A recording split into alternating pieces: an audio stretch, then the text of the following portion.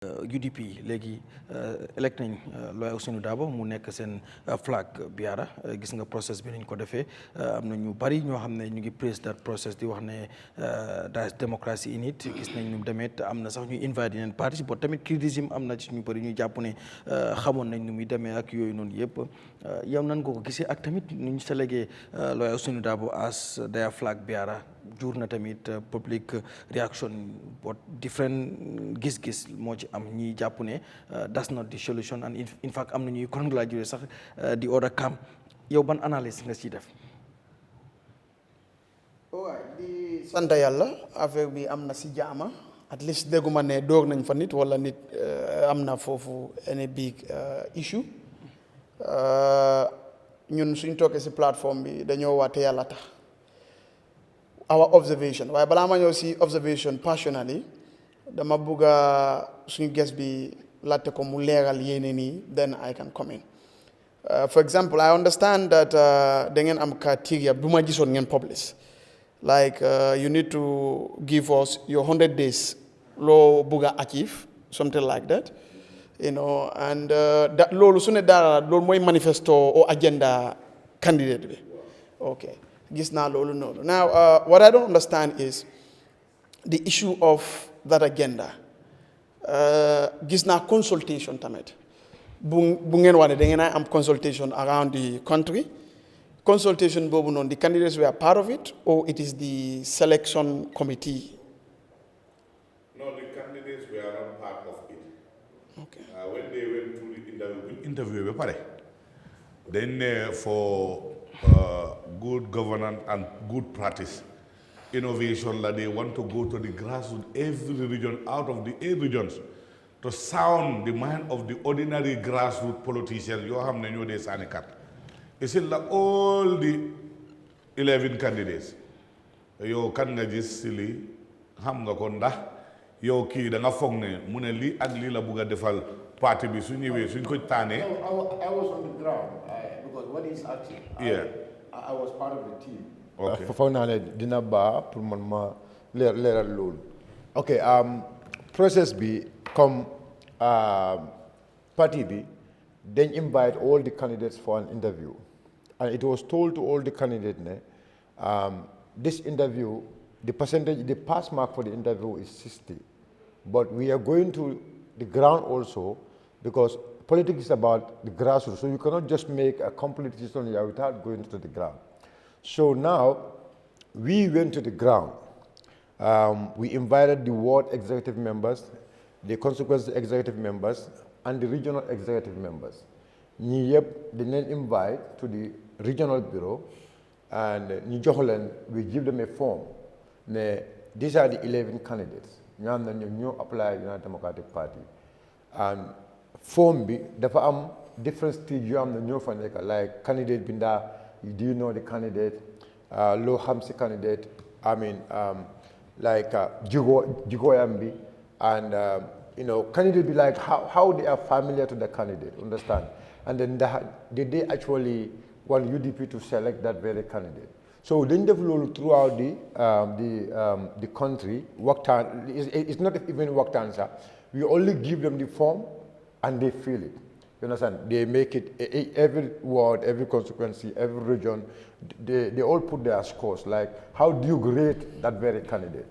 So resource is 60 is 100%, 100, but like 60 is the pass mark there. So after, then tabulate all these results together, I mean multiply it and put it into 100% also. So Lilendef, Ben make sure the form yeah. indicate the agenda, at least the 90 days agenda of each individual candidate. No. The form. I mean, actually did not. I mean, did not actually indicate that one there. Okay. So it was the response. To make Lee Mota, one of the interviews, some of the candidates who came to the interview ground. Some of the candidates are so brilliant, you understand, and they come with a very good idea. But the problem is, some of these candidates, they did not have no connection with the people, with the electorate. And election is about... Yeah, for dina ask another question, Bojang Balma, because yang ngi question bu mu bëggoon a laaj xëy na mooy mbiru lawyer Lamin Jedaaw. Because of biñ ko waxee ne moom he is not qualified. ñëpp react nañ how. Because of ñu bari jàpp nañ ne comme am na di compétence ñu bari jàpp nañ ne xëy na mënoon nañ koo jiital pour mu nekk di flag Biara, but disqualification bi ci moom dafa jaaxal ñu bari. xëy na yow di nga mën a explain. waaw ok so naka la demee. waaw so kii nii Lamin Jedaaw moom soo xoolee interview ak ñeneen ñi yëpp. no let's be specific on Lamin Jedaaw because moom is a key figure yoo xam ne dañ ko dafa drop on, he did not go to the next stage. So Lamin Jedaaw soo xoolee manifesto am bi and so xoolee his qualification and all that, understand da nga gis ne he already qualified from the interview. Lum present to the ground at the interview dafa qualified in that very place. Because the pass mark, he passed the pass mark at the interview. But if you come to the grassroots engagement, that's the answer. He did not have the threshold at the grassroots engagement. So, but if you put all of these people together, now 11 candidates know them on interview. But out of the 11 candidates also, the first three from the interview ground, the first three qualified candidates we had the same three qualified candidates after putting the grassroots and the interview, where the first three also didn't qualify. In fact, two of them were short with the number when you put all it together. But the Central Committee, they have to even go for a resolution. No, let me help you. What Mr. Bojang is asking, Mr. Bojang, look more like it. When they went for the consultation, each of those 11 members sent manifesto. The grassroots were privy to that. No.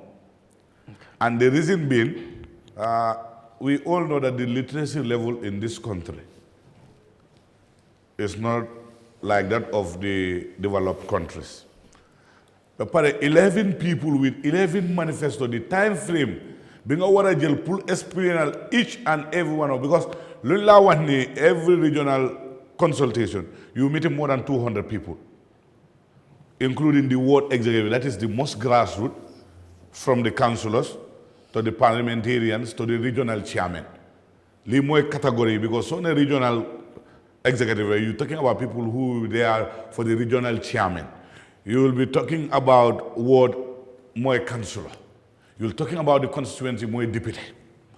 So time frame, because it's a calendar that was there. Now we want to do this selection process with this process, and it was just good practice innovation. Putting you them sound the opinion of the grassroots.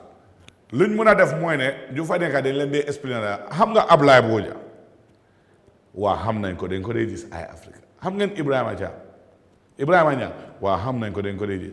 Xam ngeen Bayo Sonko dédét koku xamuñ ko. Because lo mun di buga candidate, no matter what best manifesto you have, no matter how qualified you are, so I'm a disconnect a grassroots be like, yo, politics is about that. That is where votes are won, that is where elections are won. Okay, your qualification is Mr.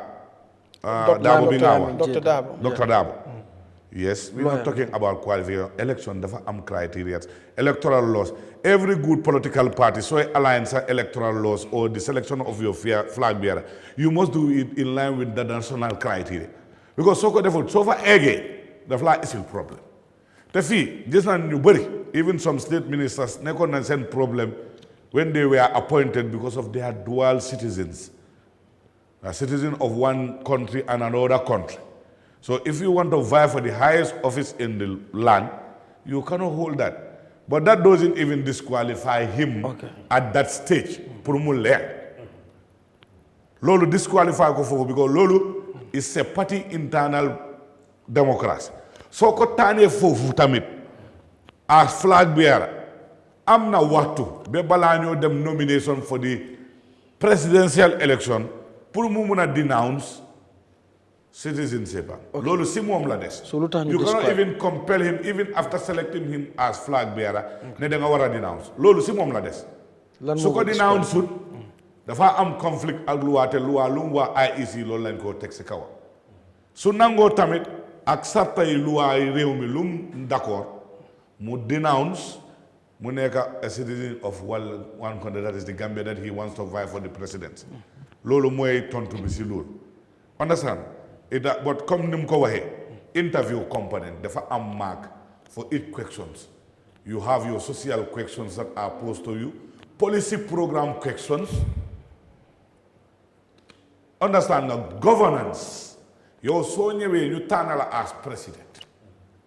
Lan nga amal waa réew mi lan nga mun a defal waa réew mi yow si sa xam-xam ak si li nga dee yëngu lan nga mun a defal réew mi si réew mi situation bu mu nekk pour génne ko si anam bu mu nekk si beneen anam boobu benn social questions will be asked. Suñ fa jógee tamit ñu laajte la. Okay. I can make my Okay, you can make your. Yeah, now make your own analysis. Now, it's understood, very well understood. Nga fahamle. Ning atranka democracy même fo. Aning levulo nyanta futala dame sign in Gambia. I don't think it's a very commendable job that the UDP had done in terms of selecting their candidate or flag bearer. The reason being, our guest, Mr. Brother Nyauru said, democracy is government of the people, for the people, and by the people. Now, one, the process is flawed because it happened within a very short time. Democracy requires time, it requires maturity. If you want to give a position the highest sovereign individual in the country, and you said democracy is grassroots, elections are won at the grassroots, you cannot deny those people in whatever situation, because election is 2026 December. You cannot deny them the right to understand Lamin Dabo's program, to understand Ba Usaino's program, and you cannot deny Ba Usaino from presenting his program to the grassroots. If you want to bring that innovation of grassroots, why would they? How would they vote if they don't have an idea of what Lamin Dabo wants from Lamin Dabo's own explanation? How would they know Lamin Dabo if Lamin Dabo hasn't gone to sell his agenda? We knew Barrow within 3 months, but he's a president. And the point is not knowing Barrow as Adam Barrow. The point is agenda. Because UDP is a party of programs, policies. And you based on program and policy. Now, also, as a citizen, not even a UDP member, I have the right to know what Lamin Dabo wants for this country. You cannot deny me because of time. You cannot deny me that because, it's internal. No, you are not making Lamin Dabo for UDP election. You are making him and bringing him up for citizens, the entire country. People need to have Boris' agenda. And they should get it. Whether you're in UDP or not, grassroots or not, that should be accorded to people. So, Lolusu Amut is a flawed process. No process is perfect. But we want other political parties to learn from this.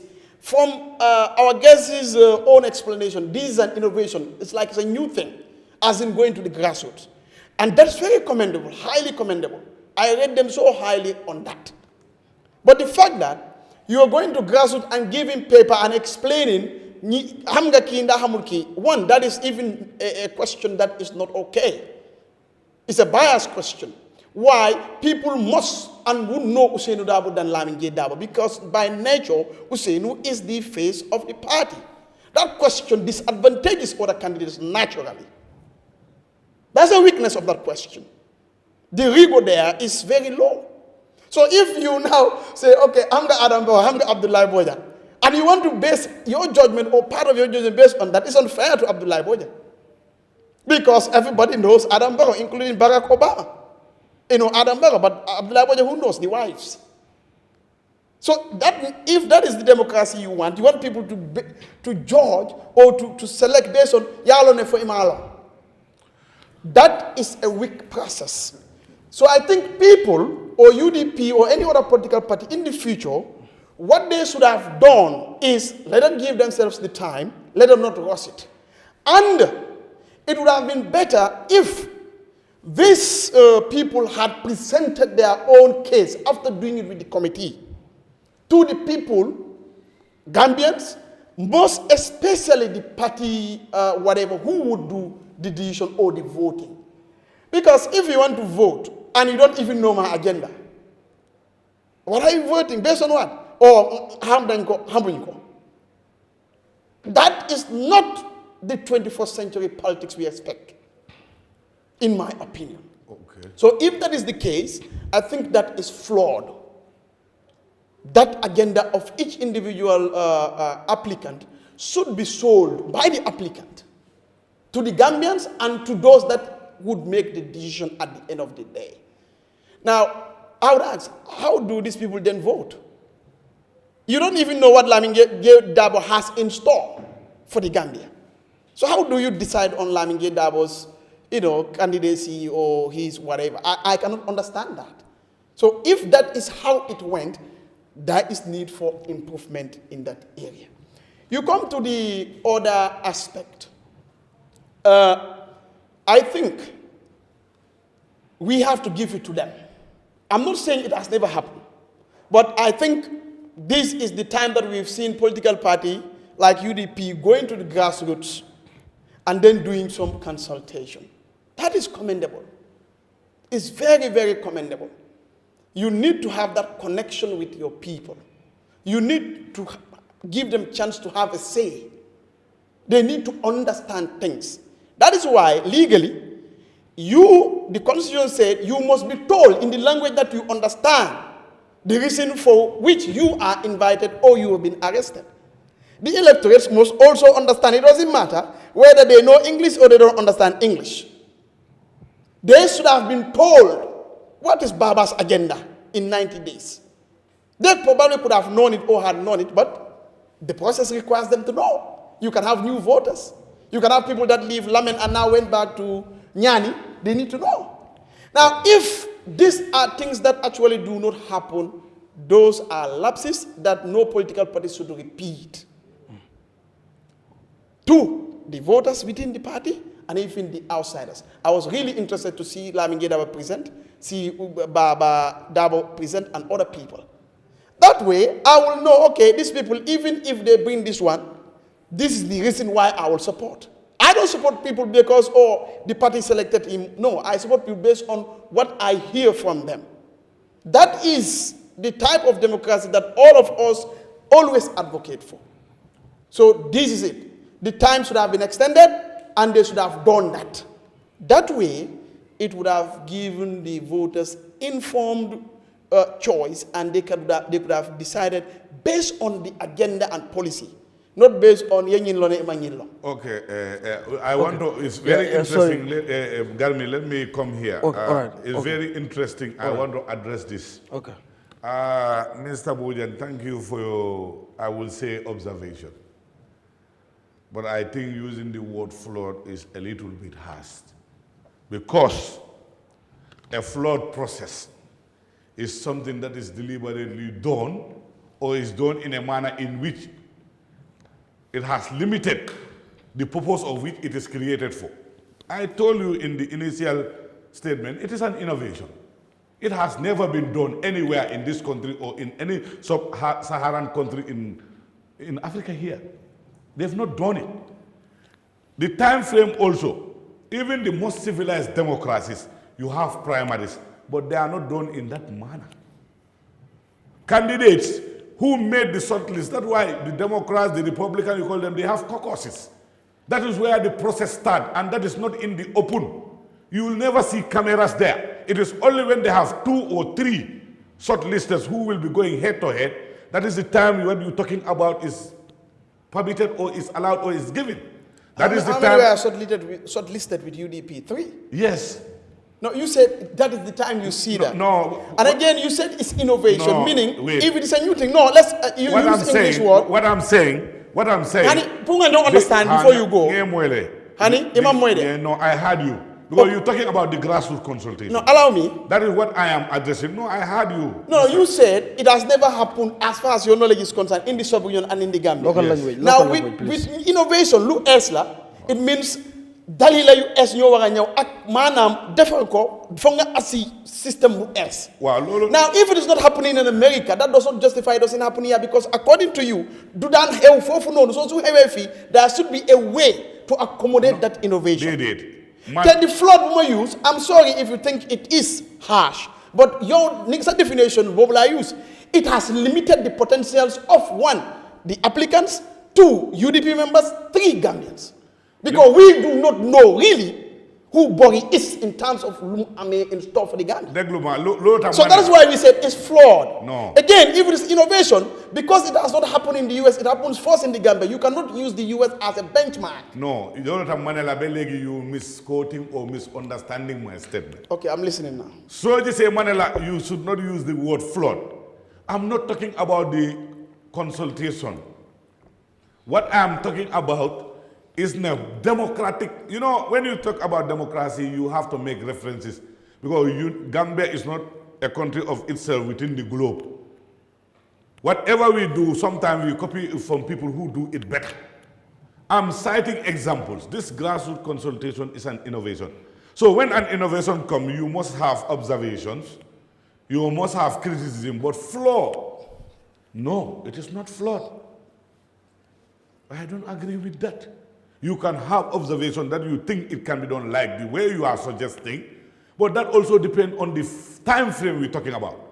As a country, the Gambia, when we're looking for number 1 man in a parade, how many days are given to presidential candidate for campaigning by the IEC, which is enacted by an act of parliament? How many days are given for every candidate to go and traverse the length and breadth of the country?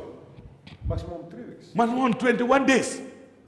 Who in the Gambia can go within 21 days across a 10,000 square meter plus of area where you need to also go and talk extensively to the electorate to explain your agenda so that they would understand? It's different. No, it's democracy we're talking about. It's it's process different. we're talking about. It's not, I'm giving you examples from where you're quoting. Because a party has a timeline. We have a calendar, a democratic calendar. UDP has a calendar for activities. Every year ahead, we have our calendar. This social date, the youth structure need to do this. The women wing need to do this. The central committee needs to meet 3 times a year. This social date, it is marked in the calendar. The flag bearer issue, everybody knows. Was this the date or the month that this flag bearer issue ever happened in the past? It is not this, not in the past. Not in the past. Okay, so this is a new date. Yes. Generally. That's why I say it's a new date. I said innovation. Because to avoid the misunderstanding or whatever push and pull that internal democracy might bring, and the time frame it will leave you and allow you the leverage to bridge gaps that will be created by political internal friction. If you leave it too late, you will have less time to heal. You do it earlier, you have a bigger space to heal. We did it in good faith. Like you said, it's a learning curve. Like you've alluded to the fact that we know, obviously there are times there are strain. Everybody has the right to be heard. But it's difficult even in the most organized democracies or in the most organized. What you can say is the last 3 would have been given the opportunity so that their manifestos will be heard by the local electorates to know it and have a tete-a-tete with the electorates to be able to sell their agenda. We put that in the bag as a recommendation. All right. But for the 11, no, definitely, Mr. Bojang, it's not even feasible with any time, with anywhere. All right. That you can go, 11 candidates will go to the rural Gambia. You sit down, and politics is not also, one thing we should also remember, and you should remember, if you are a politician, you should have a connect with the grassroots, not only waiting for times for grab political position and you show up. That is not a no-go area. A John McCain or an Obama or a Donald Trump will start from the county to the district to the governorship, then to the... You cannot just come from the county. You want to become president of the United States. All right. It's no process. When you call it process, you're calling it a failed process and you are just giving yourself false hope. You are disconnecting with the electorate, with the grassroots, because if I want any position anywhere in the country, first I have to create a connect. This guy is alluding to the fact that he wants you to be the voice of the voiceless. You know why? Because of your proactive attitude that you have when it comes to national issues. Do you think that Abdoulie Bojang, with your masters, with your whatever, with your degree and your money, you sit in your comfort zone in your house? You want to tell me when it is time for Fonyi Bintang Kansala program, you come and show them. They will tell you, All right, that's fine. That's fine. I want to clear this. Yeah, just few. Yeah, please. Yes. You see, one, I think that is good, but we need to understand this. 11 people we are talking about here. It is not something that is not applicable. It is highly applicable. This is not going to be party funded. This is the 11 people who will meet the people.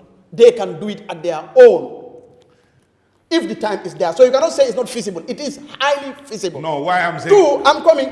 It's not a back and forth. These recommendations are for Gambians, not you and I. Now, the other aspect is, no, he said it's not feasible.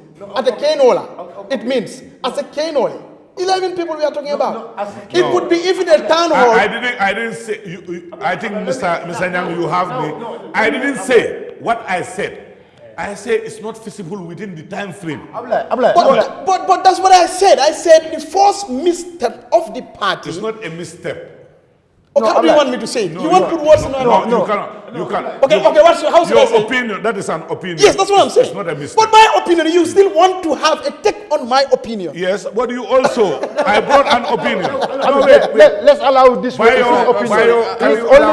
It's only giving his opinion. Yes, my opinion. I'm not saying. For Gambians, for God's sake. I'm not saying. Okay, that's okay. You know, this is Abdoulie is speaking English here. Yes. A misstep. By local language, please. And an opinion, they are different. What is misstep? No, it's misstep. That means it's not done the proper way. It's a misstep. When I said I'm supposed to do this way, and you say it's a misstep, no. We said it's an innovation. First, that is why you have alluded to that fact. But when you put that into consideration, you know that in every trial, including scientific, geographical, agricultural, there must be collateral damages along the way. There must be issues. But you know what I told you? I said it's a learning process. It's not a misstep. A learning process doesn't mean that it's a misstep. You did it out of good intention. Then abuga def dara lo hamne ken musuko def. Yow li nga wax moy ne candidate bu nek war na mëna dem waxtana askan bi wa su nekké bi time bang fa. Wax na la ne li it's not within the calendar. The calendar bi ni dafa hat te dafa am lo xamne xam nga parti bu neka the most important thing luñ wara xaraat moy ne the unity of the party and the survival of the party comes paramount to any other process that we talk about here. Luñ mëna wax fi de parti bi den don bena ñuy wax bena wax mo gëna am sol. Alright. Ñu ne légui may nañ leen ku neka mu binna mu ñew.